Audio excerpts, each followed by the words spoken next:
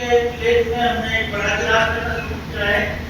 तो राष्ट्र में रहने वाले लोग और जो धरती जिस पर हम रह रहे हैं और तीसरा हमारी संस्कृति, इन तीनों के संघात से राष्ट्र देश में रहने वाले लोगों के प्रति हमारे मन में क्या भाव है, उनसे हम किस प्रकार का हमारा व्यवहार रहता है, किस प्रकार का लेन देन रहता है, उनके प्रति हमारा व्यवहार कैसे, ये सब बातें इस रूप में हमारे राष्ट्र के प्रति भाव को जागृत करती है। क्या मैं अपने देश के लोगों का नुकसान करके और अपना स्वार्थ पूरा कर सकता हूँ? ये भाव, ये एक प्रश्न हमारे मन में कई बार होता है। क्या मैं अपनी धरती को गंदा करके, इस पर्यावरण को, धरती की मिट्टी को खराब करके और देश के भक्ति का कार्य कर सकता हूँ?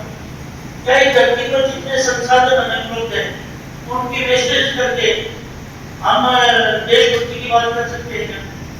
देशभक्ति में ये एक तो इसका बड़ा तो कभी-कभी दिखाई देने वाला रूप है, देश की रक्षा की बात है, देश की धरती की रक्षा की बात एक विषय है, लेकिन दैनंदिन जीवन में देशभक्ति कैसे दिखाई? तो उसमें हमारे भूमि की रक्षा, पर्यावरण की रक्षा, पानी की संसाधनों की रक्षा और देश के नागरिकों के साथ जैसे जो हमारे ही देश बाकी है उनके साथ हमारा व्यवहार कैसा हो, हमारी संस्कृति की हमारी समझ क्या हो, उस संस्कृति के अनुसार हमारा व्यवहार है क्या? हम कहते तो हैं कि हमारी संस्कृति बड़ी गौरवशाली है, हम कहते हैं कि हमारी संस्कृति प्राणी मात्र के प्रति सद्भाव रखती है, लेकिन क्या हमारा व्यवहार करता है क्या? तो ऐसी सारी बातें भी इसमें विचार करने की आवश्यकता है।